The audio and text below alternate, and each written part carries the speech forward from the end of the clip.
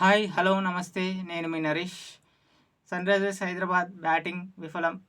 కుప్పకూలి batting pitch పైన కుప్పకూలి batters కుప్పకూలి కేకేఆర్కి ఫైనల్కి అయితే పంపించినారు. కొత్త వాళ్ళు చూసే ముందు కొత్త వాళ్ళు చూసే ముందు ఒక లైక్ సబ్స్క్రైబ్ చేయండి, ఇంకెక్కువ మందికి రీచ్ అవుతుంది. మరి మ్యాచ్లోకి వెళ్ళిపోదాం.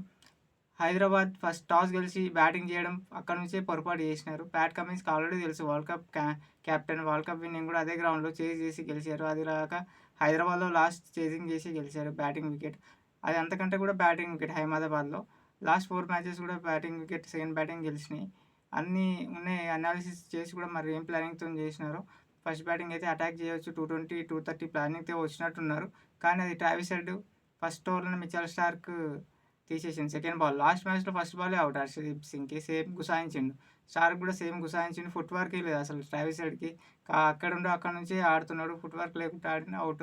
అభిషేక్ శర్మ కూడా పవర్ ప్లేలోనే అవుట్ అయిపోయిండు. నెక్స్ట్ త్రిపాఠి ఒక్కడు యాంకర్ రోల్ మంచిగా ఆడుతున్నప్పటికీ మంచిగా సెట్ అయిన మంచిగా రన్స్ చేస్తున్నాడు. పక్క నుంచి బ్యాట్స్మెన్ నిలబడలేదు. తర్వాత షాబాజ్ అహ్మద్ని పంపించారు, ఫస్ట్ బాలే అవుట్. క్లాసిన్ వచ్చిన తర్వాత స్కోర్ మంచి పార్ట్నర్షిప్ వెళ్ళింది, 60 రన్స్ పార్ట్నర్షిప్, మంచి పార్ట్నర్షిప్ వెళ్ళినారు.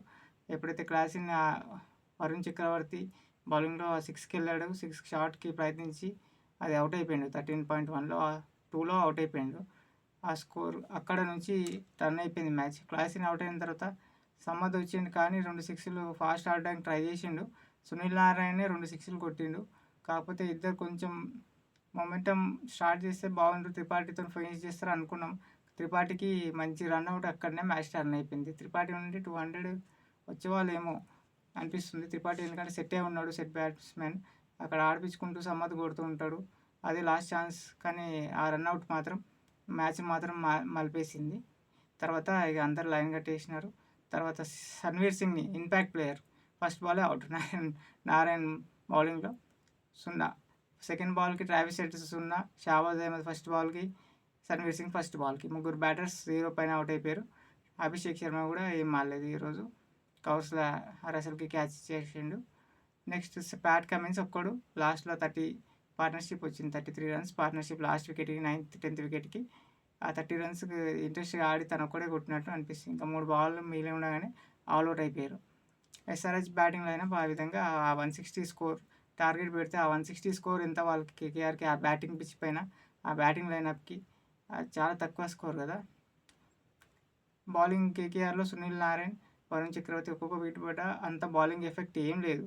ఫాస్ట్ బౌలింగ్లో ఒక స్టార్క్ ఒక్కడే 3 వికెట్ తీసిండు. నితీష్ రెడ్డి ఈ హెడ్ అవుట్ అయిన తర్వాత నితీష్ రెడ్డి కాదు స్లో మంచిగా ఆడతాడేమో అనుకున్నాం, కానీ యాంకర్ రోల్ తను అటాకింగ్ వెళ్ళిపోయిన స్టార్కి కొట్టడానికి వెళ్ళి అవుట్ అయిపోయిండు. కొంచెం ఆగాల్సింది.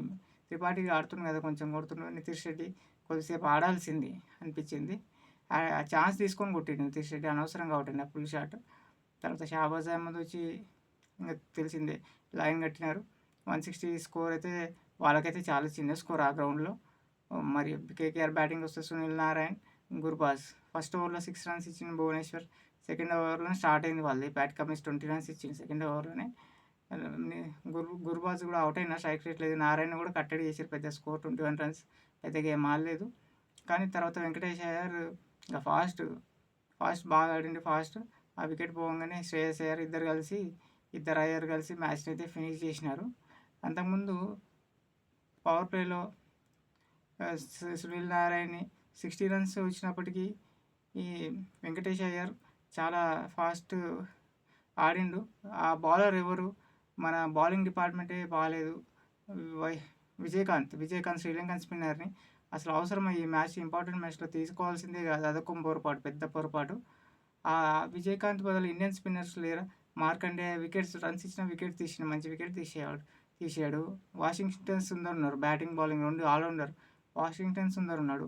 అదే ఫారెన్ ప్లేయర్ని ఆడిపోయాలంటే మరి గ్లెన్ ఫిలిప్స్కి ఛాన్స్ ఇవ్వచ్చు కదా బ్యాటింగ్ వికెట్ పైన. మంచిగా ఆడాడు. ఆ బౌలింగ్ కూడా తను కూడా వేస్తాడు, ఆఫ్ స్పిన్నర్ వేస్తాడు. గ్లెన్ ఫిలిప్స్ కూడా ఆఫ్ స్పిన్ వేస్తాడు, బ్యాటింగ్ కూడా ఉండేది.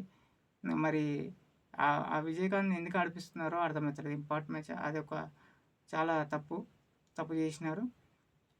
నెక్స్ట్ భువనేశ్వర్, నటరాజన్ ఒక్కడే మంచిగా వేసినాడు. Bowling 3 overs 22 Natarajan balls yorker try చేసిండు, కొంచెం చేసినాయి. కానీ తర్వాత లాస్ట్ ఓవర్ ట్రావిస్ హెడ్ వేసి 22 రన్లు శ్రేయస్ అయ్యర్ని కొట్టించి మ్యాచ్ని అయితే ఫినిష్ చేసిండు. కానీ ఈజీ మ్యాచ్. దాంట్లో అది కాక catches drop. Shreyas Iyer catch పట్టడానికి వెళ్తుంటే పృథ్వీ అడ్డం వచ్చిండు. అది క్యాచ్ పట్టింది వదిలేసిండు. మళ్ళీ నెక్స్ట్ ఓవర్లో పాయింట్లో Travis head catch drop. Catches కూడా డ్రాప్ చేసారు. ఎస్ఆర్హెచ్కి ఈరోజు మొత్తం బ్యాడ్ డేనే. మరి నెక్స్ట్ మ్యాచ్ మాకుంది, ఛాన్స్ ఉందిలే అని అంత నిర్లక్ష్యంగా ఆడిరా అన్నట్టే అనిపించింది. నెక్స్ట్ ఇంకో ఛాన్స్ ఉందిలే మాకు అన్నట్టు అనిపించింది. కానీ నెక్స్ట్ మ్యాచ్ చెన్నైలో అది ఇంకా టఫ్ ఉంటుంది వికెట్. అక్కడ ఏం జరుగుతుందో తెలియదు. ఇక్కడ మంచిగా టాస్ గెలిచి మంచిగా బ్యాటింగ్ ఫీల్డింగ్ చేసి సెకండ్ బ్యాటింగ్ చేసి హాయిగా ఉండేది. మంచి ఫైనల్స్కి వెళ్ళిపోయారు. మంచి ఛాన్స్ ఉండేది. కేకేఆర్ ఫైనల్ పంపించేసినారు మన వాళ్ళు. SRH easy match. ఇంకా రేపు మ్యాచ్ అయితే RCB and Rajasthan same ground. RCB అయితే వచ్చేస్తుంది అనిపిస్తుంది. ఇద్దరు కూడా టఫ్ టీంలే. ఆర్సీబీ ఉన్న కసిలో వాళ్ళ 6 మ్యాచ్లు లైన్గా గెలుచుకొని వస్తున్నారు. వీళ్ళేమో 4 మ్యాచెస్ ఓడిపోయి వస్తున్నారు. మరి రేపు చూద్దాం. రేపు మ్యాచ్ పొద్దున మరో వీడియోతో కలుద్దాం.